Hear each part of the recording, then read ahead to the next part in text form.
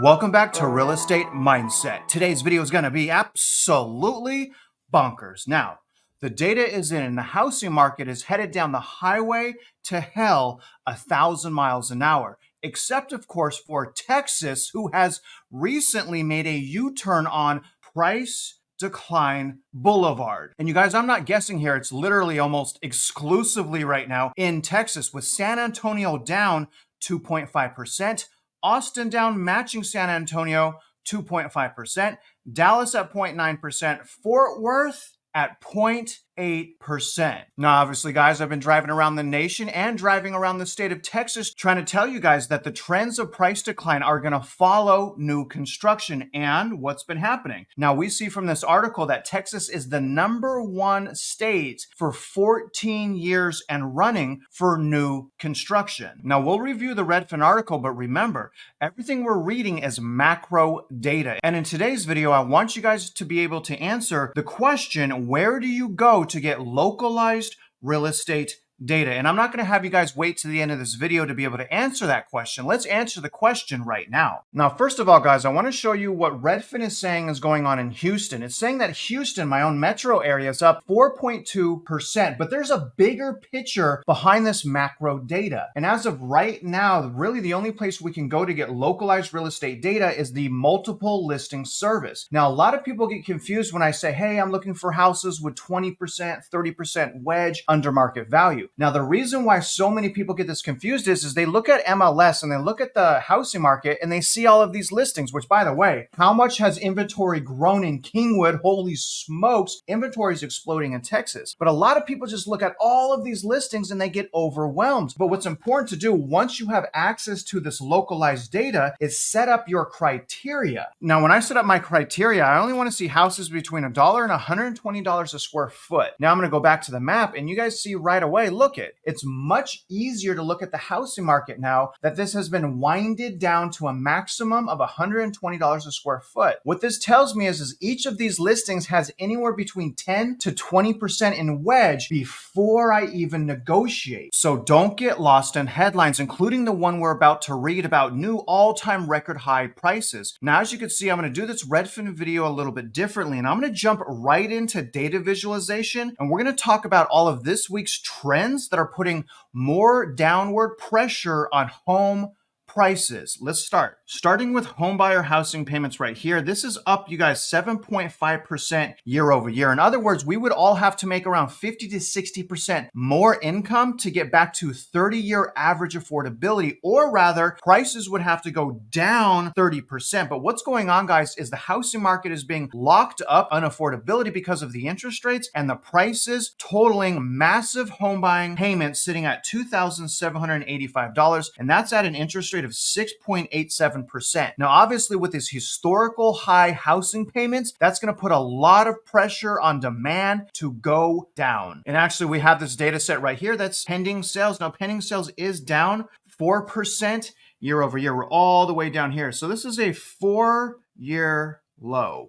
All right, for this time of year. So another set of data that is saying demand is completely shot. Now, here's a beautiful thing, you guys. Active listings. Active listings is still going up. It's balanced out at about 900,000, which is exactly where we need to be. I wanted to see us get to 1 million. Unfortunately, we're not quite there yet. We should get to 1 million. Now, regardless, demand is so low right now, it doesn't matter that we have historically low inventory, except that we have to wait longer because we see inventory coming back to the market, which means demand is not able to absorb it anymore, at least on a national average. Now, we also see that in months of supply being at 3.3 months. Now, remember, you guys, in 2017, okay, the months of supply was 3.7 months in 2017. So we're 0.4 months away from being back to where we were from a supply standpoint to 2017. Now, obviously, when inventory goes up because the price is set at the margin, the price is set based on low inventory. When the inventory comes back, obviously, that's going to be a tremendous amount of pressure for those prices to go down. Now, this set of data, you guys, is huge. I believe that there's 3 primary leading indicators that are telling us that we're going to have nominal price declines in 2024 by the end of the year. Now, those 3 things are, number 1, inventory, obviously. Number 2, days on market being over 30. And the third one right here, which is price cuts absolutely skyrocketing, you guys. It's almost hard to fathom.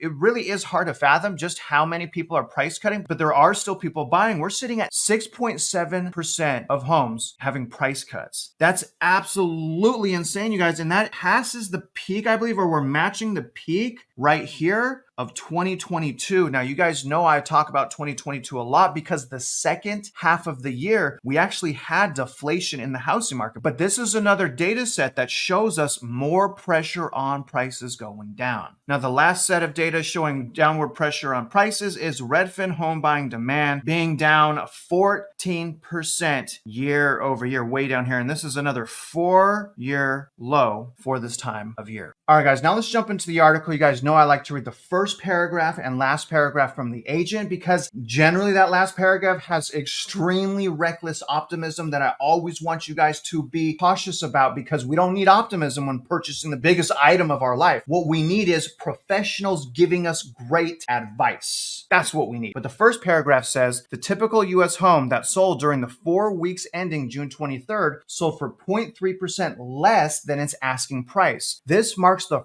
first time the typical home sold for under list price this time of year since the onset of the pandemic in 2020, which again, I'm trying to tell you guys, we are on a faster pace than 2022. We are on a faster pace of decline than 2022. We are breaking seasonality right now. We are breaking it. The typical home sold for exactly its list price 1 year ago and roughly 2% above its list price 2 years ago, which means bidding wars are becoming more and more rare. All right, let's see what the Redfin realtor has to say this week. I'm sure it's going to be belittling buyers and things of that nature. Now, some buyers think that they can get a deal because they're hearing the market is cool, just already slamming the buyers. But let's go on. And some sellers think every home will sell for top dollar no matter the condition. A Los Angeles Redfin Premier agent said, okay, so this is an LA agent. In reality, everything depends on the house and the location. The hottest properties in this area are either move-in ready or complete fixer-uppers. The homes in between, those that are pretty nice but not updated, are sitting on the market longest. Sellers of that type of home often benefit from making cosmetic repairs before listing, which we offer through Redfin Concierge Service. And buyers who do encounter middle-of-the-road listings without much wow factor should consider trying to negotiate. And I'm going to tell you guys right now, you should consider trying to negotiate on every single property, but not too recklessly optimistic. Let me know what you guys think about this week's Realtor Reckless Optimism. Now, as far as this week's leading indicators, we're sitting at a daily average mortgage interest rate, 30-year fixed conventional mortgage of 7.06%. That is up year over year, which is great stuff. We did smash the spring home buying season, although median sales price did go up. I believe that's because median is not an accurate way to determine value. Now, that is up again from 6.91% year over year, but weekly we're sitting at 6.87%, so we are under 7% for the first time in a little while. That's up year over year from 6.67%. Now, when we look at demand, you guys, demand is absolutely crushed. It's a dumpster fire right now. We have a recession, even potentially a depression in the housing market right now. Mortgage purchase applications are down year over year, 13%. Shocking. This is worse. The demand is worse than the great financial crisis. What does that tell us about the unaffordability? Literally, it's worse than the collapse. The unaffordability is worse than the collapse. And that's the problem with inflation. The inflation is preventing the collapse, or it has so far overall. So again, Redfin home buying demand down 14%, but online searches for homes for sale is also down 15% year over year. Okay, guys, so we went over the losers. Again, it's all summed up in Texas. You got to ask yourself, why are all the price declines centralized? Like, what's going on in Texas that's not going on in other states? And I just showed you that. It's the new construction, guys. It absolutely is. And then plus also the data manipulation. I'm sure other states like Florida especially, they're going to start appearing on this list rapidly. And also California. But as far as the winners, let's go over the winners this week, okay? Anaheim sitting at number one once again at 16% year over year increase in median sales price. Nashua County is at number 2 at 14.4 increase. New Brunswick, New Jersey at 13.8 increase, and Newark, New Jersey at 13.6%. Followed by number 5, West Palm Beach, up 12.7%. Let's go ahead and finish the data visualization up, but I want to remind you guys once again, the housing market's so different. You have to look at the comps. Don't listen to what people are saying, even opinions, even attitudes, emotions. Don't listen to any of that.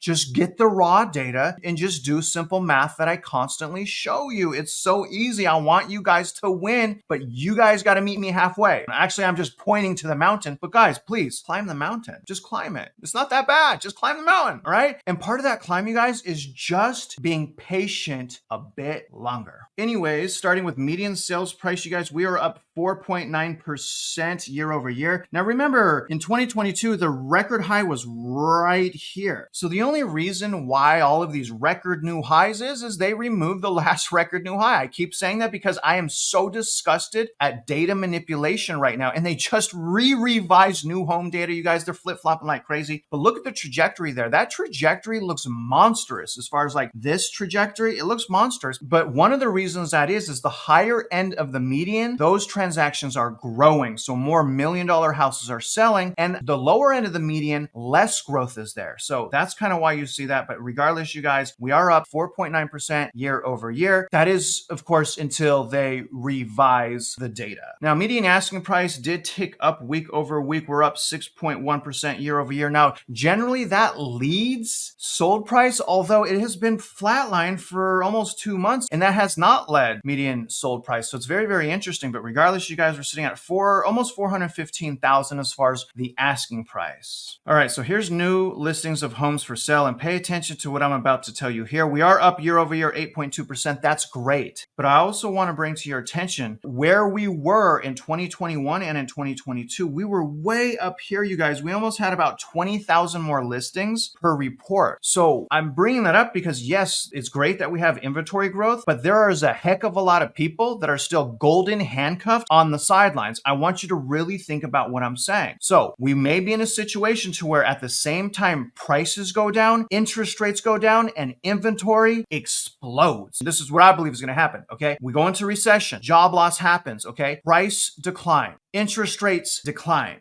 inventory explodes because the golden handcuff effect will be even further broken. Think about it, you guys. Be patient. And in the meantime, work on your purchasing power. Regardless, let's go back in. We're almost done. And before I let you go, I want to give you a cautionary tale. I just got an email and I'm going to try to do an interview, but I had someone reach out. It was a viewer, and she asked her realtor to do a market analysis to show her what the comps are showing as far as prices. She's basically doing what I asked her. And I want to caution you guys on this behavior. Instead of the realtor stepping up and taking 5 to 10 minutes to get this report to her, the realtor shamed and belittled her and told her prices will never go down. And if you're real serious, you're going to put an offer in right now. You guys, that's the type of attitude and mindset that is out there on the regular. And I'm telling you now, unless you properly prepare yourself, if you don't keep your guard up the entire time, if you don't work on your purchasing power, you may find the deals of a lifetime, your dream deal, and it may pass you by. So get disciplined right now,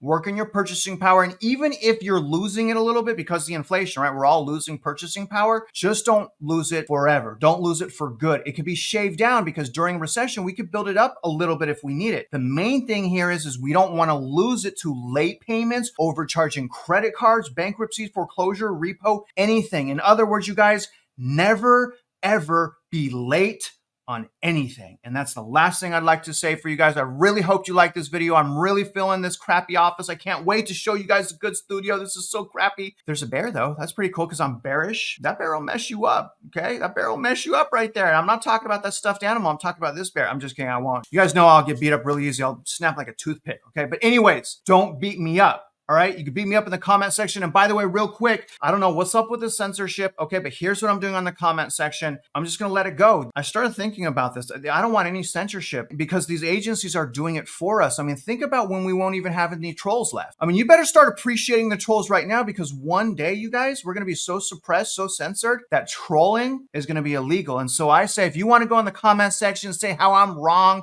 and complain and whine, I say, you know what?